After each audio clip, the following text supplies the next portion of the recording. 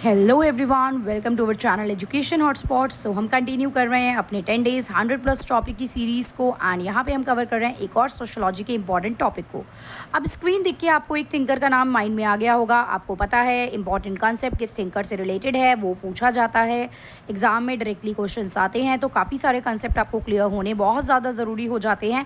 देखिए, सीधा सीधा पता होना वो कंसेप्ट किसने दिया और उस कंसेप्ट में एक्चुअली बात क्या की गई है, बिकॉज स्टेटमेंट लिख के वो पूछ सकता है कि ये किस कंसेप्ट की बात हो रही है, राइट। तो यहाँ पे कुछ इंपॉर्टेंट कंसेप्ट हैं that was given by Karl Marx and यहाँ पे आप देख रहे हो there is a statement by Henri Lefebvre जो क्या कहते हैं, जो ये कहते हैं कि Marx was not simply a sociologist, वो सोशोलॉजिस्ट नहीं थे। There is a sociology in Marx work, बल्कि मार्क्स के वर्क में देखो सोशोलॉजी एग्जिस्ट करती थी।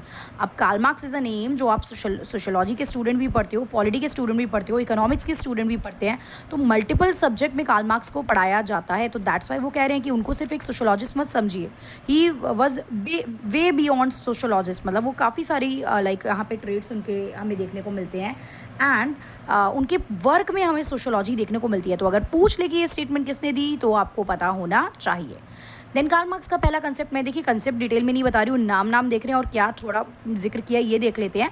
इफ़ यू विल से तो मैं अगली वीडियो में इनके सारे कंसेप्ट को एक एक करके एक्सप्लेन भी कर दूंगी, बट आप लोग कमेंट करके बताइए कि आपको किस पर्टिकुलर कंसेप्ट में डाउट है, तो पहले मैं वो क्लियर कर दूंगी। There is a concept dialectical materialism and historical materialism. यहाँ पे ये इंस्पायर्ड थे हेगल की आइडियलिस्टिक थ्योरी से। उसके बेसिस पे इन्होंने कंसेप्ट दिया। इन्होंने क्या बोला, Hegel is standing upside down.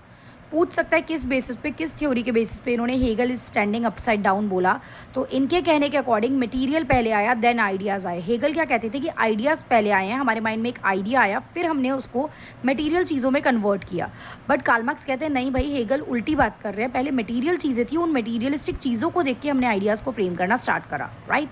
Then आता है कंसेप्ट ऑफ एलिनिएशन। एलिनिएशन मतलब होता है you are not feeling connected, feeling of estrangement from, मतलब स्ट्रेंजर काइंड ऑफ फील कर रहे हो आपको चीज़ों से, दैट इज एलिनिएशन।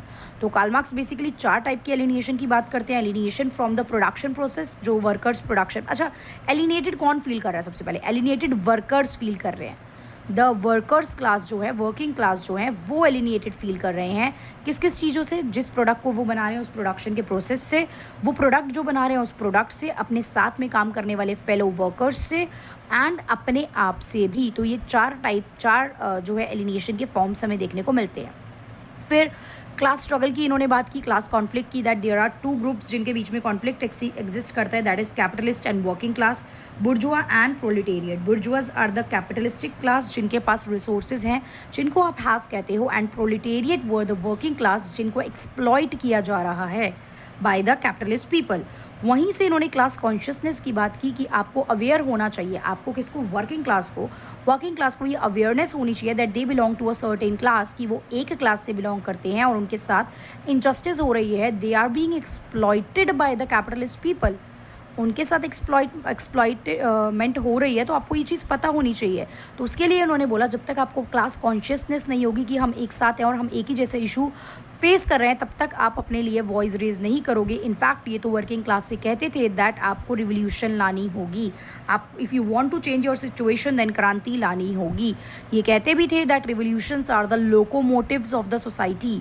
क्रांति जो है वो सोसाइटी को आगे बढ़ाती है, वो सोसाइटी की गाड़ी को आगे खींचती है। फिर surplus value is a concept कि वर्कर्स जो है वो किस तरीके से काम कर रहे हैं, राइट। वर्कर्स काम करते हैं और वर्कर्स से आप क्या करते हो, आप लेट से ओवर टाइम करा रहे हो, ओवर टाइम के बदले जितने उन्हें पैसे दे रहे हो उससे डबल आप उस काम का, जो उन्होंने काम करा, प्रॉफिट कमाते हो। तो कैपिटलिस्ट जो है वो बहुत ज़्यादा प्रॉफिट कमा रहे हैं वर्कर्स जो एक्स्ट्रा काम कर रहे हैं उसके बिहाफ पे। तो that is the surplus value concept. Base and super structure की बात की है, mode of production and force of production की यहाँ पे बात की है, राइट। तो ऑल दीज कंसेप्ट किससे रिलेटेड है, कार्ल मार्क्स से रिलेटेड है। कार्ल मार्क्स को लेके ये स्टेटमेंट किसने बोली ये भी हमने देखा। रिवोल्यूशंस आर द लोकोमोटिव की बात भी हमने यहाँ पे कर ली है। सो आई होप ये कंसेप्ट आपको समझ में आए होंगे एंड इनसे रिलेटेड कोई भी क्वेश्चन अगर हमें एग्जाम में मिलता है, you will be able to attempt that. Okay, so that's all, thank you everyone, see you in the next video with the next topic.